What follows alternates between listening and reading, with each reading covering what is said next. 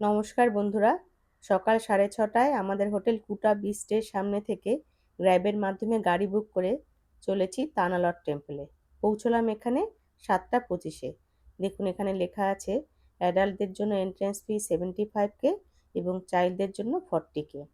গাড়ি আমাদের এখানেই ড্রপ করে দিল। এই গেট দিয়ে ভেতরে ঢুকতে হবে।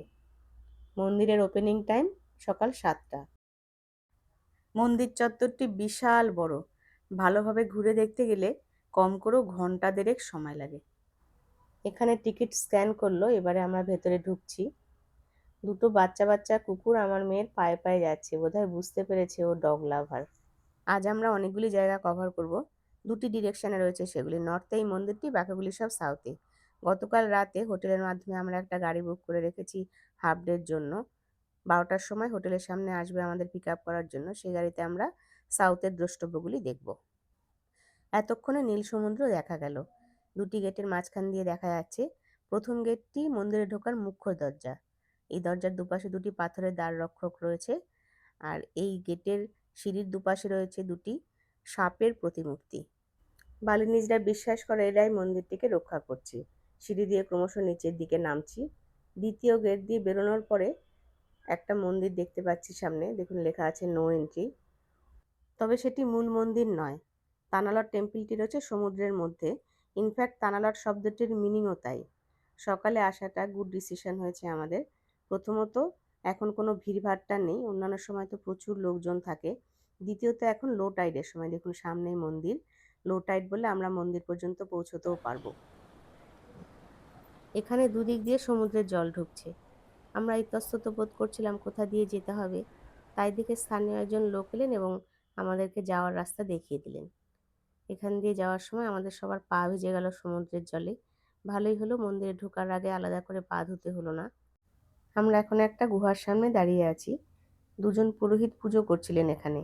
ওনারা আমাদের সবার মাথার ওপরে এখানকার পবিত্র জল ছেটালেন, কপালে টিপ পরিয়ে দিলেন, কানে ফুল গুজে দিলেন। এবারে আমরা পাশের সিঁড়িটি দিয়ে মন্দিরের মধ্যে যাওয়ার চেষ্টা করছি। বালির কোনো মন্দিরেই ট্যুরিস্টদের ঢুকতে দেওয়া হয় না, এখানেও তাই হলো। মন্দিরের গেট বন্ধ। তবে এখান থেকে সমুদ্রের গর্জন শুনতে এবং সমুদ্র দেখতে বেশ লাগছে। সমুদ্রের মধ্যে পাথরের এই ছোট্ট আইল্যান্ড, আর এই আইল্যান্ডের ওপরে রয়েছে মন্দির। বহু পুরনো এই মন্দির, 1600 শতাব্দীর। এই মন্দিরে সমুদ্র দেবতা পূজিত হন। দেখুন এখান থেকে কেমন লাগছে ওপরটা। ওপাশেও একটি গেট রয়েছে মন্দিরে যাওয়ার। সকালবেলায় মন্দিরে হয়তো পুরোহিতরা গেছিলেন পুজো দিতে, এখন টুরিস্টরা আসছে দেখে গেট বন্ধ করে দিলেন। মন্দিরের উল্টো দিকে একটি গুহা রয়েছে, ওনারা বলছেন স্নেক কেভ। এই গুহার মধ্যে বিষধর সিক্রেটদের বাস। বলা হয় সেই সাপ এই মন্দিরকে পাহারা দেয়। নিজে বসে আছেন, ওনাকে কিছু ডোনেশন দিলে উনি সেই সাপ দেখিয়ে নিয়ে আসেন। কিন্তু আমাদের সাপের ভীষণ ভয়, তাই ওদিকে না গিয়ে আমরা এখানে চলে এলাম। রেড ফ্ল্যাগের ওপাশে ডেঞ্জার জোন, ওদিকে যাওয়া যাবে না। এইবারে আমরা যাচ্ছি আরেকটি মন্দির দেখতে, বাটুবলং টেম্পল। সেটাও এই কমপ্লেক্সের মধ্যেই রয়েছে, এটাও একটা মন্দির। এই মন্দিরের পাশ দিয়েই সেই বাটুবলং যাওয়ার রাস্তা। এই জায়গাটা আমাদের খুব পছন্দ হলো। ছায়া, কোনো লোকজন নেই, ফটো তোলার জায়গা হিসেবে দারুণ। দিনের অন্য সময় এলে হয়তো প্রচুর ভিড়ভাট্টা থাকতো এখানে, এত শান্তি করে এখানে দাঁড়াতে পারতাম না, ছবি তুলতে পারতাম না। সকালে আসার এই অ্যাডভান্টেজটা আমরা বেশ পাচ্ছি। আর আমার মেয়েদেরকে দেখুন, মনের সুখে ছবি তুলে যাচ্ছে এখানে। ওখান থেকে সিঁড়ি দিয়ে কয়েক ধাপ ওপরে ওঠার পরে এই দৃশ্য। খুব সুদিন এখানকার পরিবেশ, ফুলের গাছ, পাখি ডাকছে কিচিরমিচির করে, পাশে সমুদ্র। বেলা বাড়ার সাথে সাথে রোদের তেজও বাড়ছে। আর সামনে একটা দারুণ জিনিস আপনাদের দেখাচ্ছি, দেখুন সাপ নিয়ে কীরমভাবে লোকটা এগোচ্ছে। থাইল্যান্ডেও দেখেছিলাম এই সাপ গলায় নিয়ে অনেকে ছবি তোলে, হয়তো এখানেও সেই ব্যবস্থাই রয়েছে। আমরা এখন ক্লিপের ওপরে রয়েছি, বোঝাই যাচ্ছে সমুদ্র এখান থেকে অনেকটা নিচে এবং খাড়া ঢাল নেমে গেছে এখান থেকে। খুব সুন্দর শেডের তলায় বসার ব্যবস্থা। এখান থেকে সানসেট খুব ভালো দেখা যায়। তখন হয়তো প্রচুর লোকজন আসে এবং এখানে বসেও থাকে। এখানেও একটা মন্দির রয়েছে, তবে এখানে তো ভেতরে ঢোকার ব্যবস্থা নেই, বোঝা যাচ্ছে। ওই যে দেখুন সমুদ্রের মধ্যে তানালট টেম্পল, মন্দিরের শীর্ষদেশ দেখা যাচ্ছে এখান থেকে। দূর থেকে কিছুটা বোঝা গেল। কিছুক্ষণ আগে গলায় সাপ জড়িয়ে যে লোকটি আসছিল, উনি সাপটি এখন শেডের তলায় থামের চারপাশে জড়িয়ে রেখেছে। আর এপাশে সমুদ্রের মধ্যে যে স্ট্রেচ অফ ল্যান্ডটি দেখা যাচ্ছে তারই শেষ প্রান্তে বাটুবলং। চলো এবার বাটুবলংয়ের দিকে এগোই। এদিকে ক্লিপের হাইট অনেকটাই কম। ব্ল্যাক স্টোনের বিচটা যে সামনে দেখা যাচ্ছে ভালোই লাগছে, কিন্তু বিচে নামার কোনো জায়গা নেই। সমুদ্রের ধার দিয়ে এরকম কাঠের রেলিং, বাটুবলং টেম্পল কোন দিকে অ্যারো দিয়ে দেখানোও রয়েছে। বাটুবলং শব্দটির অর্থ রক উইথ এ হোল, বোঝা যাচ্ছে এটাই সেই জায়গা। এবারে আমরা মন্দিরের মধ্যে ঢুকছি। মন্দিরে ঢোকার দরজার দুপাশে দুটি পাথরের দ্বার রক্ষক রয়েছে, যেরকম সব মন্দিরেই থাকে। আর ভেতরে উঠোনের দুপাশে শেডের তলায় বসার ব্যবস্থা। কোনো সেরেমনি হয় হয়তো ওদের এখানে। বাটুবলংয়ে যাওয়ার রাস্তা এখান থেকেই বন্ধ। নিরাপত্তার কারণে হয়তো ক্লিপের ওপরে যেতে দেয় না। অগত্যা আমরা বাইরে বেরিয়ে এলাম। সামনের দিকে এগোচ্ছি, দেখছি ওখানে কি আছে। এদিকটায় অনেক বড় বড় গাছ, জঙ্গল জঙ্গল। বোধহয় মন্দির চত্বর শেষ হয়ে এলো।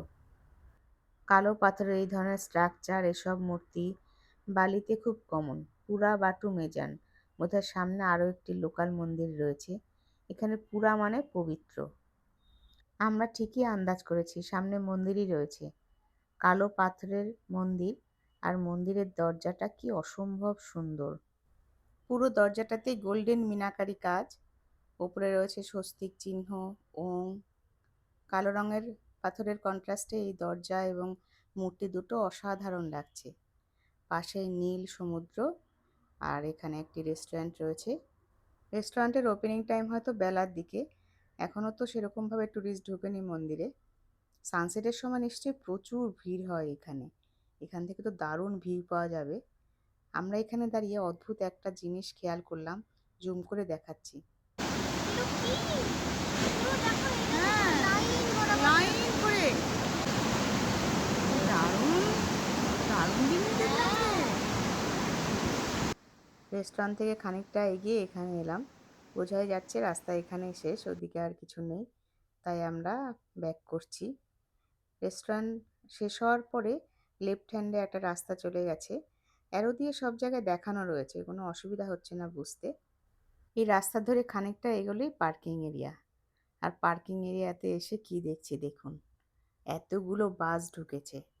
কি বিশাল ভিড় হবে এখন। শান্তি করে আমরা দেখে নিয়েছি ভিড়ভাট্টা হওয়ার আগেই। দিয়ে ঢুকেছিলাম আর এখান দিয়ে বেরোলাম, বেরিয়ে এবার আমরা এগোচ্ছি এই মেন রোডের দিকে। এখান থেকে দেখি গ্র্যাব ধরা যায় কিনা। আমরা ওখান থেকে গ্র্যাব বুক করতে পারিনি। মেইন রোড ধরে খানিকটা এগিয়ে এলাম, ধানক্ষেত পড়লো। ধানক্ষেতের পাশ দিয়ে এগোচ্ছি, এখনও গাড়ির দেখা নেই। ফাইনালি এই গেটের কাছে এসে আমরা গাড়ি বুক করতে পারলাম। বালিতে অনলাইনে অ্যাপের মাধ্যমে গাড়ি বুক করা বেশ টাফ, তবে অসম্ভব নয়। এখানে শহরের মধ্যে প্রচুর ট্রাফিক জ্যাম হয়। সকালে তো অতটা ট্রাফিক ছিল না, তখন 55 মিনিটেই পৌঁছে গেছিলাম। কিন্তু ফেরার সময় 1 ঘন্টা 50 মিনিট লেগেছিল। 9টা বাজতে 10-এ স্টার্ট করে এখানে এসে পৌঁছলাম 10টা 40-এ। এখানে ইন্ডিয়ান রেস্টুরেন্ট আছে, কিন্তু এত দাম! একটা রুটির দাম 18K, মানে 100 টাকা ইন্ডিয়ান কারেন্সিতে। তাই আমরা ইন্ডিয়ান রেস্টুরেন্টে একেবারেই ঢুকিনি, তার থেকে বরং সার্কেল কেতে ঢুকছি। এখানে অনেক ধরনের খাবার পাওয়া যায়, যেগুলো মাইক্রোওভেনে গরম করে খাওয়া যায়। আমাদের হোটেলে মাইক্রোওভেন রয়েছে, তবে এদেরকে বলে এরাও গরম করে দেয়। বালিতে এলে খাবারের একটু সমস্যা হয়, বিশেষ করে শেষের দিকে। নাসি গোরেন মিয়ে গোরেন খেতে খেতে আর ভালো লাগে না। এখানে কি কি খাবার পাওয়া যায় সেগুলো আপনাদের দেখাচ্ছি, দামগুলো পাশাপাশি লেখা রয়েছে। এদের dessert item, bakery item, ice cream বেশ ভালো। আজ এ পর্যন্তই। পরের ভিডিওতে দেখাবো সাদার্ন পার্টে কী কী দেখলাম। সঙ্গে থাকুন আপনারা। নমস্কার।